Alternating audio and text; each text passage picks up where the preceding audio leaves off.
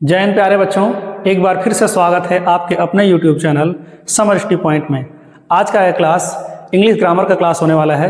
आज के टॉपिक का नाम है प्रोनाउन इट्स काइंड, मतलब प्रोनाउन और उसके प्रकार के बारे में हम डिटेल में देखेंगे।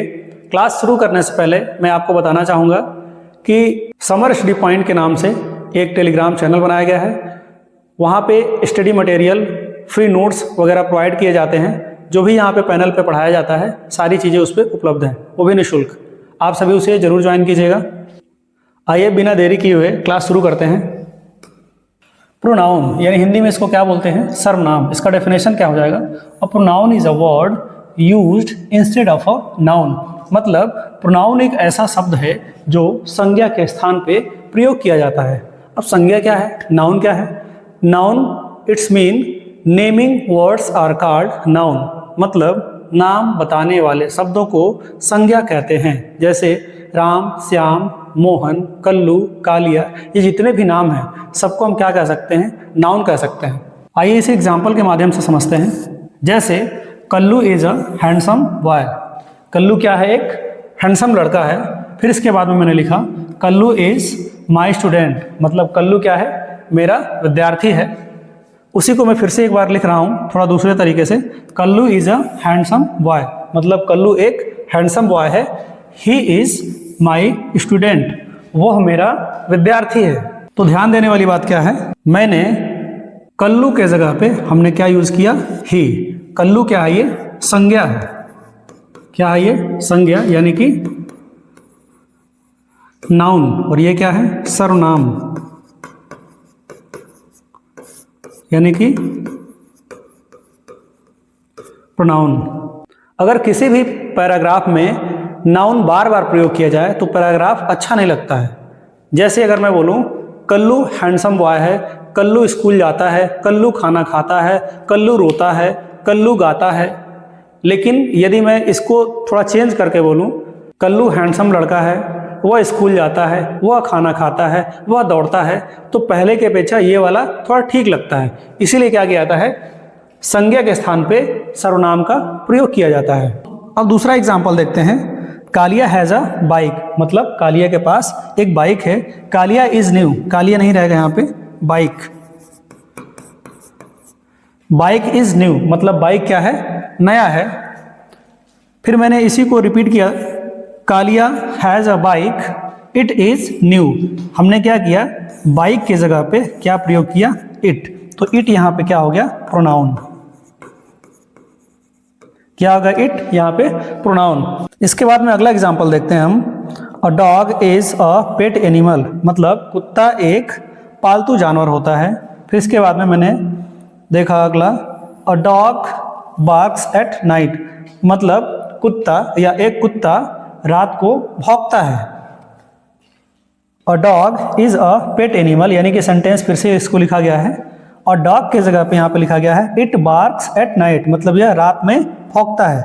तो डॉग की जगह पे हमने क्या यूज किया? इट। तो डॉग आपका क्या हो जाएगा? नाउन। और डॉग क्या है आपका? नाउन। और यहाँ पे इट क्या हो जाएगा आपका? प्रोनाउन। अब हम देखते हैं काइंड्स ऑफ प्रोनाउन, मतलब प्रोनाउन के प्रकार। पहला प्रकार क्या है? Personal pronoun. इसका मतलब पुरुषवाचक सर्वनाम। इसका छोटा सा डेफिनेशन यदि देखें, यूज्ड फॉर अ पर्सन और थिंग, यानी कि व्यक्ति या वस्तु के लिए इसे प्रयोग किया जाता है। एग्जाम्पल इसका क्या हो जाएगा? ही इज माई ब्रदर, यानी कि वह मेरा भाई है। इसमें जो ही है किसके लिए यूज किया जा रहा है? किसी पर्सन या थिंग के लिए। तो यहाँ पे ब्रदर क्या है? पर्सन है, यानी कि वह किसके लिए प्रयोग किया जा रहा है? भाई के लिए। तो इस तरीके से हम क्या बोल सकते हैं? ये क्या है आपका? ही पर्सनल प्रोनाउन। क्लियर? इसका थोड़ा हम और एग्जांपल देख लेते हैं, एक्स्ट्रा एग्जांपल। यानी कि इसमें क्या क्या हो सकता है? He, me, we, us, you, him, she, her, it, them, etc। मतलब ये जितने भी यहाँ से लगा के यहाँ तक लिखा गया है ये सब क्या है? पर्सनल प्रोनाउन है। फिर इसके बाद में दूसरा हम देखते हैं पॉजेसिव प्रोनाउन। इसका मतलब क्या होता है? अधिकारवाचक सर्वनाम।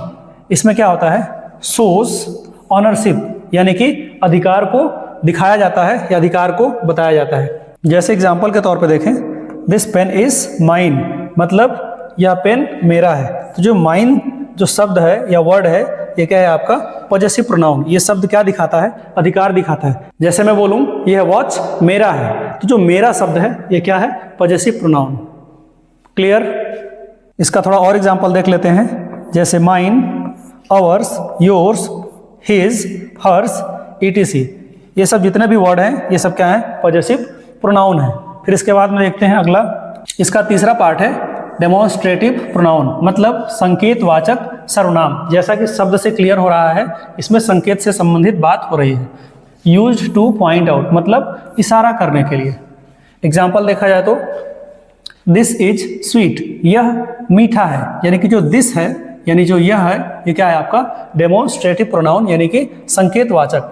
जैसे मैं बोलूं दिस मार्कर इज ब्लैक, यहाँ पे दिस जो है वो क्या है, डेमोन्स्ट्रेटिव प्रोनाउन, यानी कि संकेतवाचक। यानी कि जब मैंने बोला यह, मैंने क्या किया, इसको संकेत किया। इसके बाद में इसका हम चौथा पार्ट देखते हैं, डिस्ट्रीब्यूटिव प्रोनाउन, यानी कि व्यष्टिवाचक सर्वनाम, मतलब शोज थिंग सेपरेटली, मतलब चीजों को क्या करता है, अलग अलग दिखाता है। जैसे इसका एग्जाम्पल देखें, ईच स्टूडेंट वर्कड, यानी कि हर छात्र ने काम किया। जो यहाँ पे ईच शब्द है ये क्या है आपका डिस्ट्रीब्यूटिव प्रोनाउन है। थोड़ा इसका एक्स्ट्रा एग्जांपल देख लेते हैं, ईच, आइदर, नाइदर, ईटीसी। ये सब शब्द जो हैं ये सब क्या है, डिस्ट्रीब्यूटिव प्रोनाउन। अब इसका फिफ्थ पार्ट देखते हैं, रेसिप्रोकल प्रोनाउंस। इसका मतलब पारस्परिक संबंध वाचक। छोटा सा डेफिनेशन इसका देखते हैं, शोज म्यूचुअल एक्शन, यानी कि एक दूसरे के कार्य को दर्शाता है। जैसे वी हेल्प वन एनदर, यानी हम एक दूसरे की मदद करते हैं। मतलब वन एनदर, ये जो शब्द है आपका, यानी कि एक दूसरे का जो शब्द है, ये सब आपका क्या है, रेसिप्रोकल प्रोनाउन। इसका एक्स्ट्रा एग्जांपल देख लेते हैं, जैसे each other, one another, etc. ये जो शब्द हैं ये क्या है, रेसिप्रोकल प्रोनाउन है। फिर इसके बाद में अगला देखते हैं, अगला क्या है, रिफ्लेक्सिव प्रोनाउंस। इसका मतलब निजवाचक सर्वनाम। निजवाचक सर्वनाम को छोटा सा डेफिनेशन देखते हैं, एक्शन रिटर्न्स टू डूअर, मतलब जब व्यक्ति यानी सब्जेक्ट खुद पर ही काम करता है।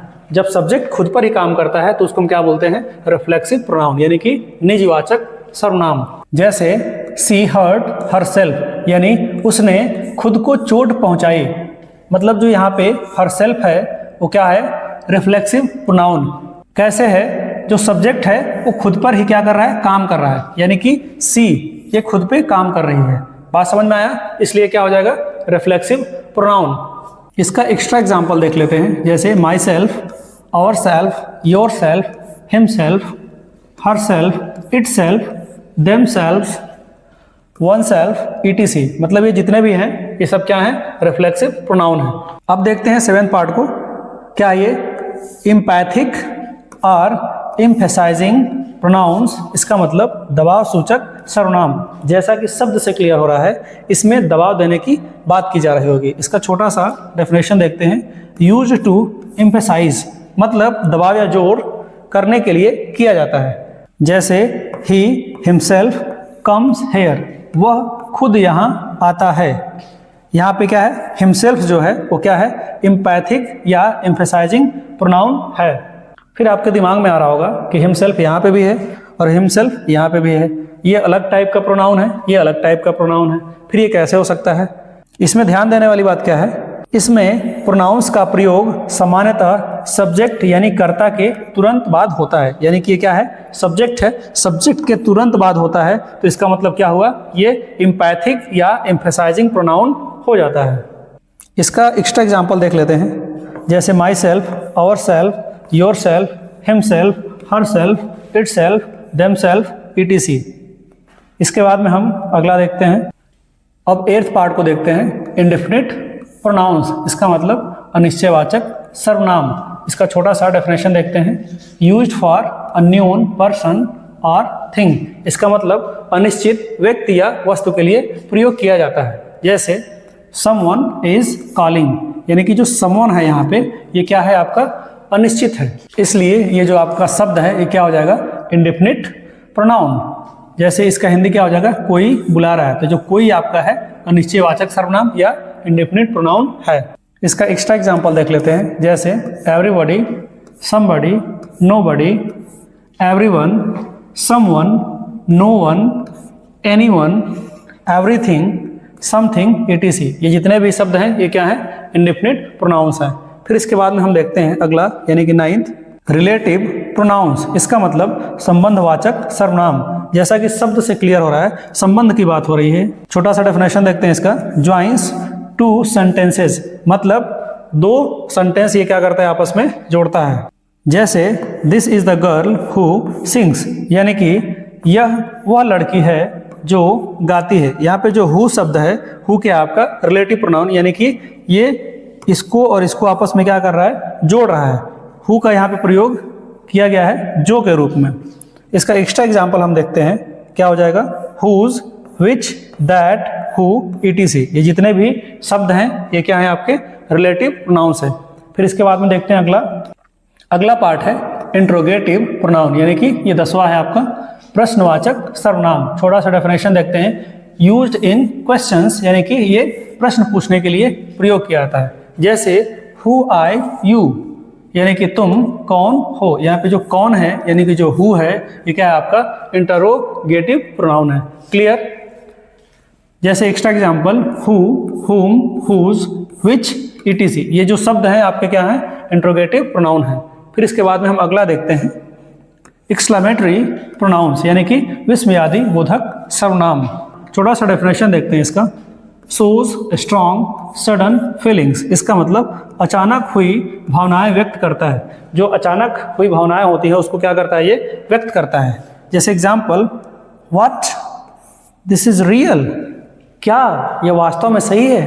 यानी कि यहाँ पे ये जो व्हाट है इसके आगे क्या लगा है? एक्सक्लेमेशन मार्क लगा है। ये क्या हो जाएगा? आपका एक्सक्लेमेटरी प्रोनाउन। क्लियर? इस तरह यह क्लास यहीं पे फिनिश होता है। इसे आप एक बार रिवीजन जरूर कीजिएगा।